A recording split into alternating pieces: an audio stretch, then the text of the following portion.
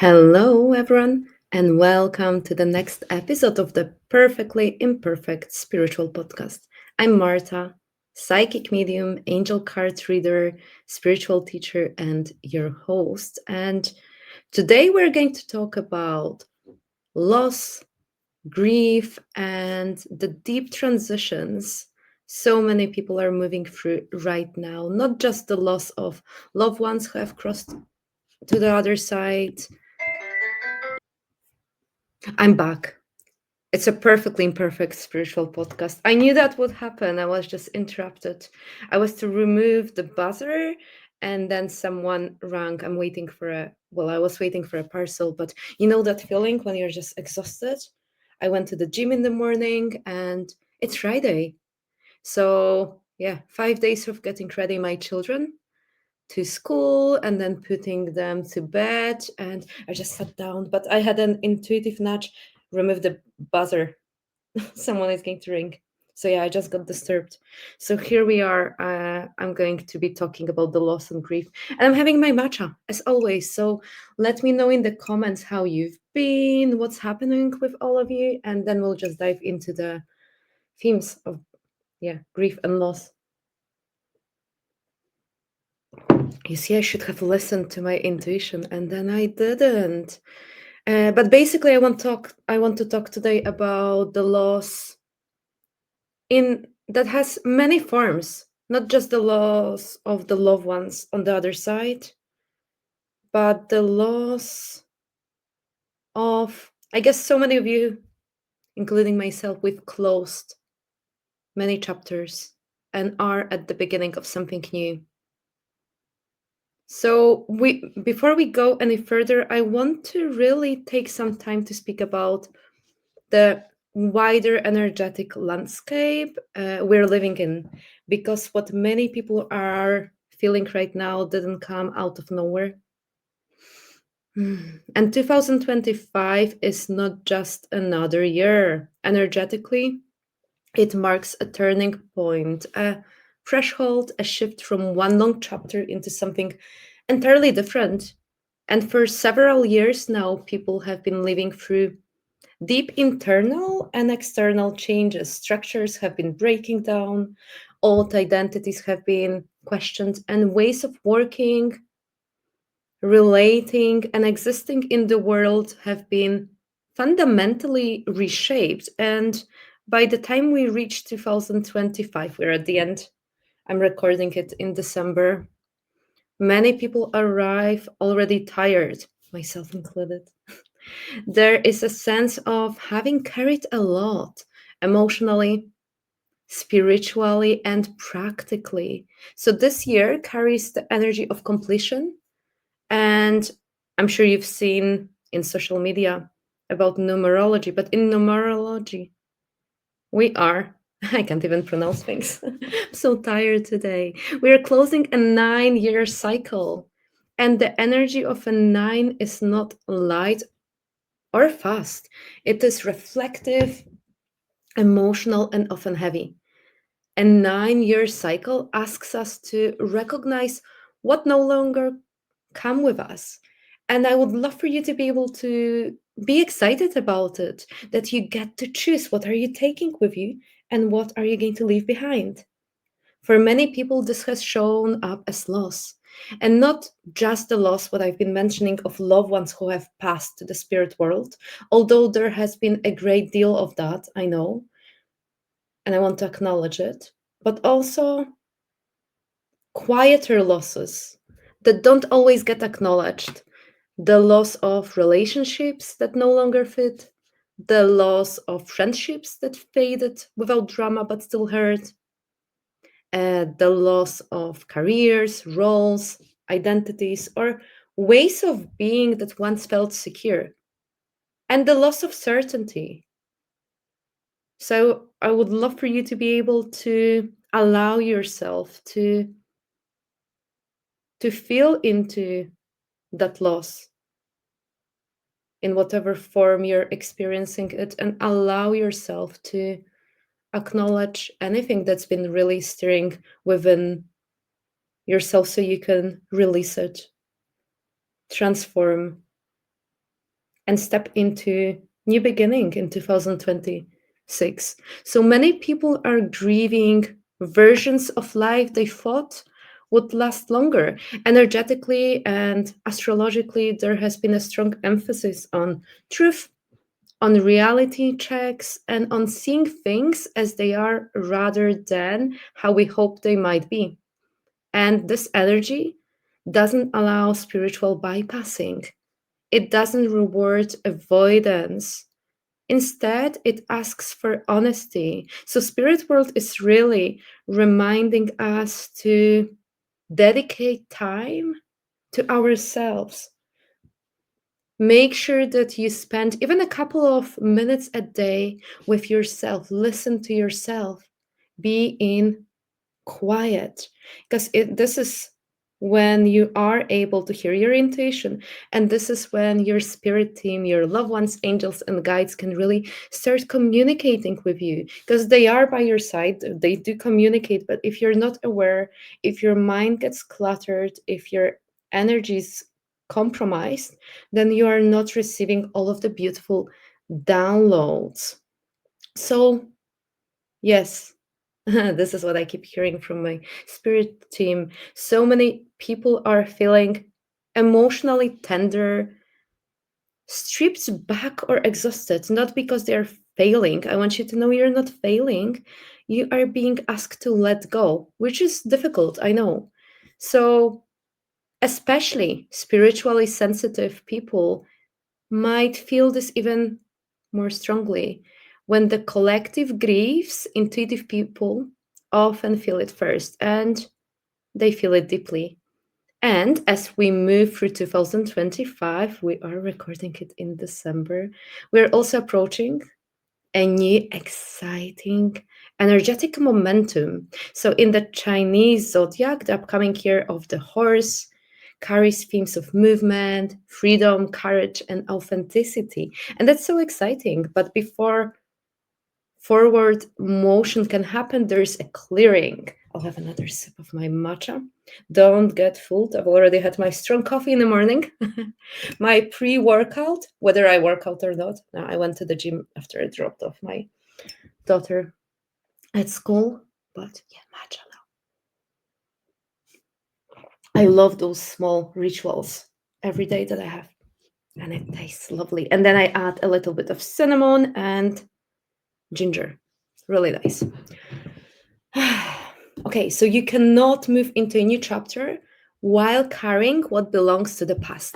So if you've been feeling reflective, emotional, nostalgic, or quietly sad without fully knowing why, please know this. You are not imagining it.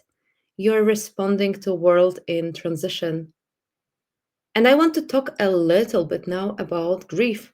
What grief really is, because you might not even be aware that you've been grieving. As we frequently associate grief with physically losing someone who has crossed over.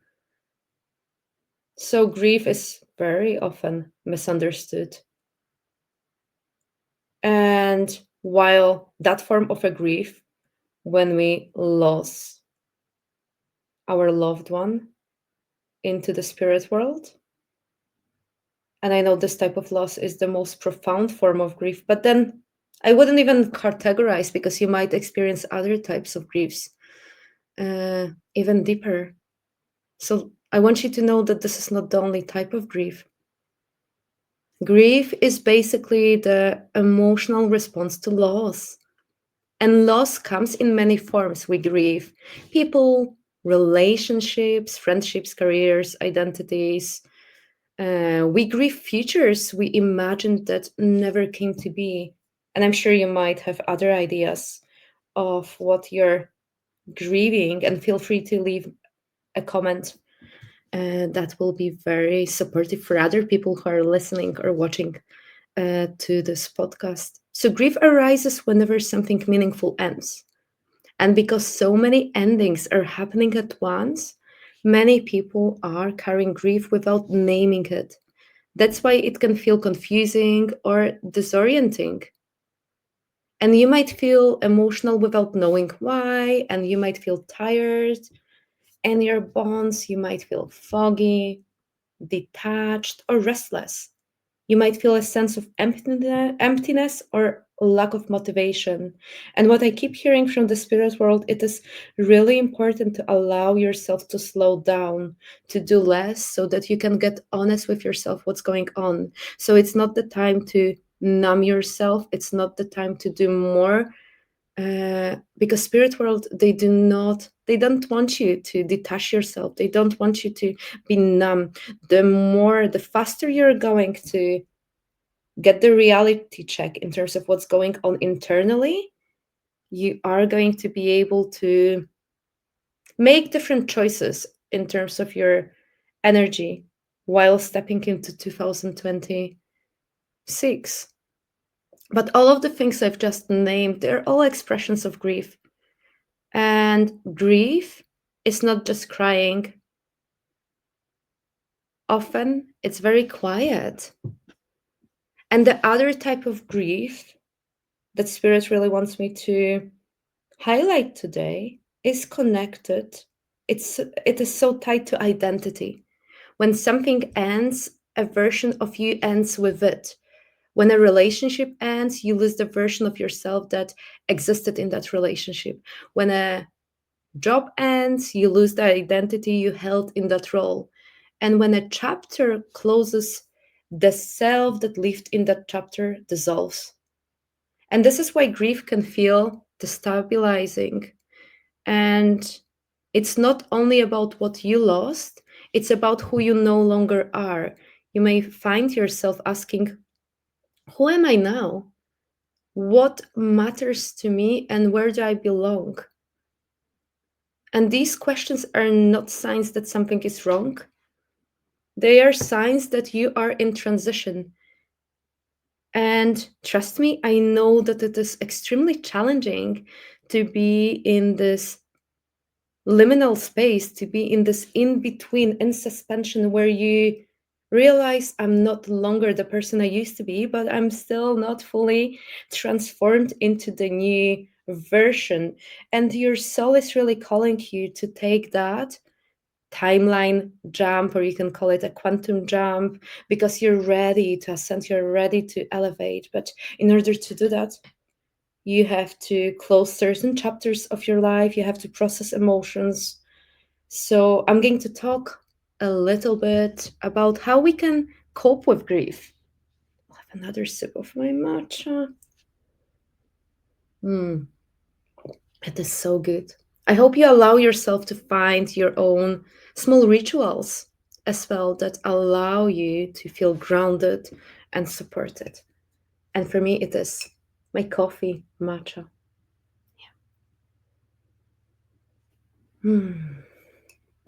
Okay, so grief.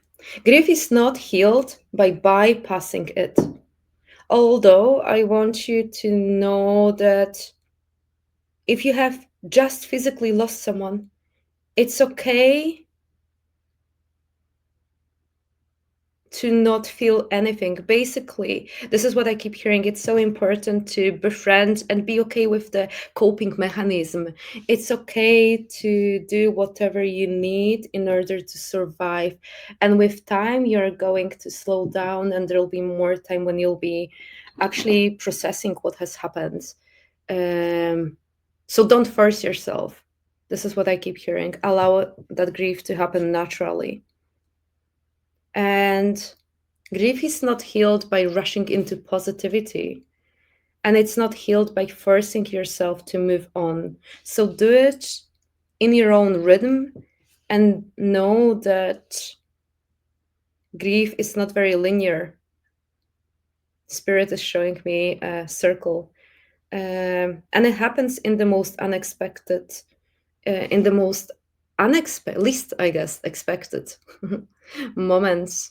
And then you might feel like, oh, I'm going to grieve everything that happened to me in 2025, and then I'm going to step into new year 2026 with the new energy. But I want you to be prepared that you might still grieve various aspects of yourself in the next year. And it's okay. And be kind towards yourself. Grief definitely needs acknowledgement before it can be integrated. And coping with grief begins with permission, permission to feel without fixing, permission to slow down, and permission to be what I've been talking about in between. You don't heal grief by understanding it intellectually, you heal it by allowing it to move through you. And that might look like resting more, creating stronger boundaries, allowing emotions without judging them, or asking for support. Because grief asks for gentleness, not solutions. And if it feels right for you, I would encourage you to do some journaling and ask yourself, how can I support myself with the things that are going on in my life? How can I cope with grief? I want you to bring the power back to you and know that you have all of the answers within you. And then you are the person who knows best how you can cope with what's going on in your life right now. Yes. So as grief softens, space begins to open, and it doesn't happen all at once, not dramatically, but it happens gradually. This space is where a new identity begins to form. So people often talk about, I've already named those things in today's episode. They talk about timeline shifts or quantum jumps. And I want to drown this because this is cool. This is so nice. A timeline shift doesn't happen because you decide to become someone new. It happens because you stop trying to return to who you were. The moment you accept that something has ended, you release the timeline attached to it. You are no longer recreating the past. You are no longer anchored to an old version of yourself. And in that release, a new timeline becomes available. And stepping into a new identity isn't about effort, it's about honesty. It's choosing. It's choosing truth over familiarity, alignment over attachment, presence over nostalgia. You don't jump timelines by forcing change, you shift timelines by allowing yourself to evolve. And before we close today's episode, I thought we would do a short visualization to release. Yeah, it's going to be a meditation for release and integration. So, if it feels safe to do so, if you're not driving, gently close your eyes. If not, simply soften your gaze and bring your attention to your breath. No need to change it, just notice it. Feel your body supported, the ground beneath you, the space holding you. And take a slow breath in through your nose and a long breath out through your mouth. Again, breathing in and gently breathing out. Now imagine yourself standing in an open space. There is no rush here, no destination. Behind you is a path that represents what you've been carrying, the relationships, the roles, the identities, the chapters that are now complete. You don't need to relieve them, just acknowledge that they are there. Notice how your body feels as you look back. Whatever is present is allowed. Now imagine gently placing down what no longer belongs to you. Not with force, not with anger. You place it down simply with honesty. You may place down expectations, place down guilt. You may place down a version of yourself that worked very hard to survive. Notice your shoulders soften, your breath deepen. And now turn your attention forward. In front of you is open space. unwritten, undefined, and you don't need to know what comes next. All that is asked of you right now is willingness. So take one final deep breath in and slowly breathe out. When you're ready, bring your awareness back to your body, the space around you. Let's do a couple of affirmations all together.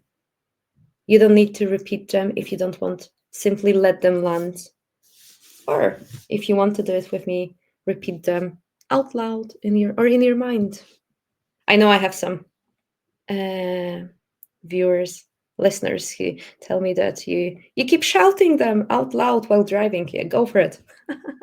Okay, let's do it.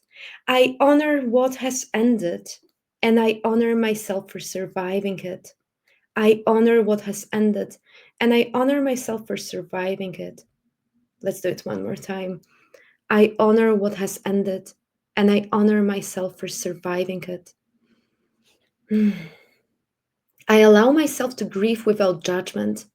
I allow myself to grieve without judgment. I allow myself to grieve without judgment. I release what no longer belongs to this season of my life. I release what no longer belongs to this season of my life. I release what no longer belongs to this season of my life. I keep hearing, like, why are you doing it 3 times? Someone might ask. It reinforces the energy, and there's something magical about doing it 3 times. But do whatever works for you.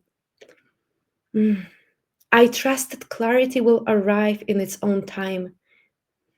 I trust that clarity will arrive in its own time. I trust that clarity will arrive in its own time. I do not need to rush my becoming.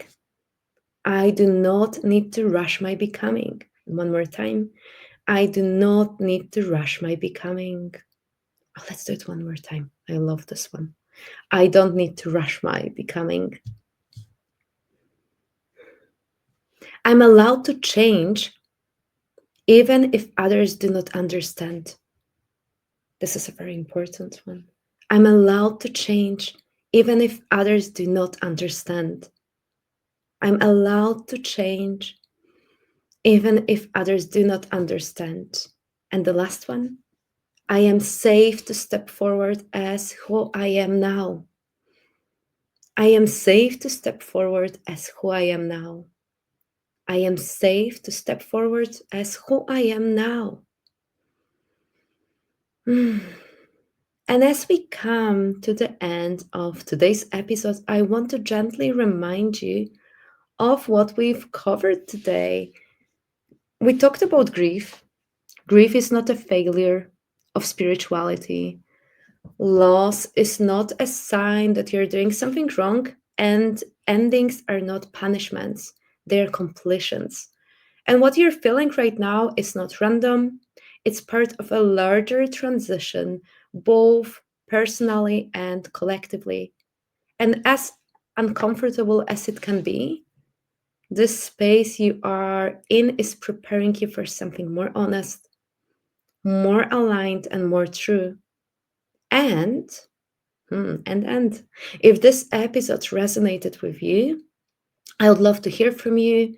You're welcome to share your own experiences, reflections, or anything this stirred for you in the comments.